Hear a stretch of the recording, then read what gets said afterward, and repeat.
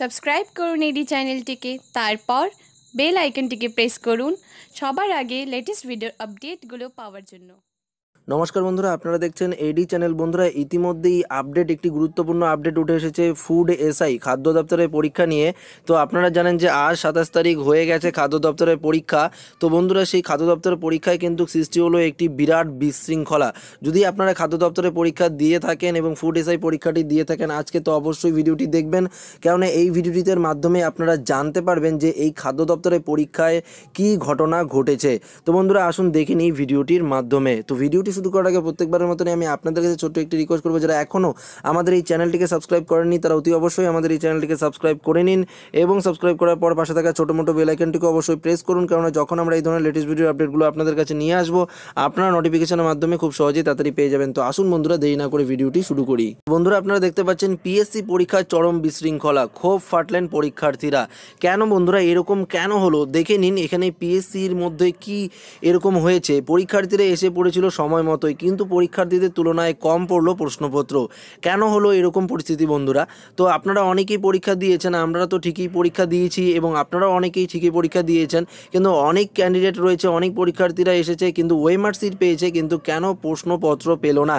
তো দেখুন এখানে আপডেটটিতে কী বলেছে। শেষ মুহূর্তে প্রশ্নপত্র হাতে পাওয়ার এখানে পরীক্ষা না দিয়েই কেন্দ্র থেকে বেরিয়ে গেল পরীক্ষার্থীরা। স্কুল চত্বরেই ক্ষোভ এখানে দেখুন উগরে দিল প্রায় 30 জন পরীক্ষার্থী। বাঁকুড়ায় পিএসসি ফুড সাপ্লাই বিভাগের এসএসআই পোস্টের পরীক্ষায় তুমুল বিশৃঙ্খলা সৃষ্টি হলো রবিবার। এদিন এখানে নিয়মতাপুর, এখানে গঙ্গা জলঘাটি ব্লকের এখানে কাঞ্চনপুর হাই স্কুল পরীক্ষা কেন্দ্রে 400 জন পরীক্ষার্থীর পরীক্ষায় বসার কথা ছিল। এখানে নির্ধারিত সময়ে দুপুরে 1টা পর্যন্ত সব প্রশ্নপত্র এসে পৌঁছায়। চরম উত্তেজনার সৃষ্টি হলো স্কুল চত্বরে।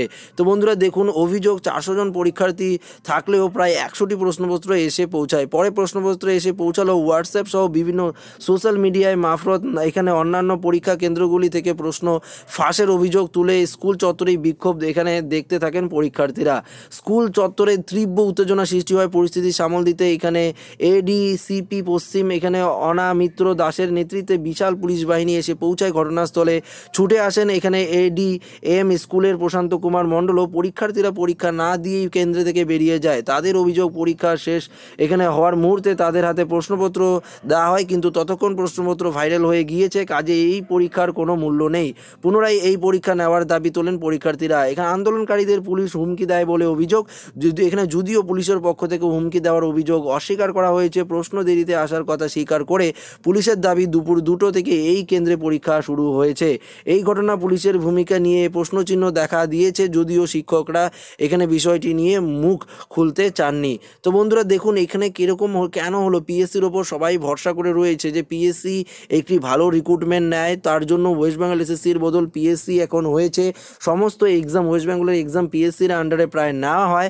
তো পিএসসির ওপর সবাই কিন্তু এখানে তাকিয়ে রয়েছে। প্রায় প্রচুর ক্যান্ডিডেট যারা পরীক্ষা দিয়েছে সবাই পিএসসির মাধ্যমে এখানে পিএসসির দিকে তাকিয়ে রয়েছে। তো বন্ধুরা দেখা যাক পিএসসি কী করে। অবশেষে এই আপডেটটি আমি আপনাদের কাছে নিয়ে এসেছি। তো আজই পরীক্ষা হয়েছে, তো এর জন্যই একটি গুরুত্বপূর্ণ এটি একটি আপডেট। তো যারা পরীক্ষা দিয়েছেন তো অবশ্যই ভিডিওটি দেখুন, এবং যদি ভিডিওটিকে ভালো লেগে থাকে, আপডেটটি ভালো লেগে থাকে, অবশ্যই একটি লাইক করে দিন এবং আপনাদের বন্ধুবান্ধব সবাইকে শেয়ার করে জানিয়ে দিন। যারা নতুন চ্যানেলে এসেছেন অবশ্যই চ্যানেলটিকে সাবস্ক্রাইব করে অবশ্যই আমাদের সঙ্গে এইভাবেই জুড়ে থাকবেন। ধন্যবাদ বন্ধুরা এই ভিডিওটিকে প্রথম থেকে শেষ পর্যন্ত মনোযোগ সহকারে দেখার জন্য।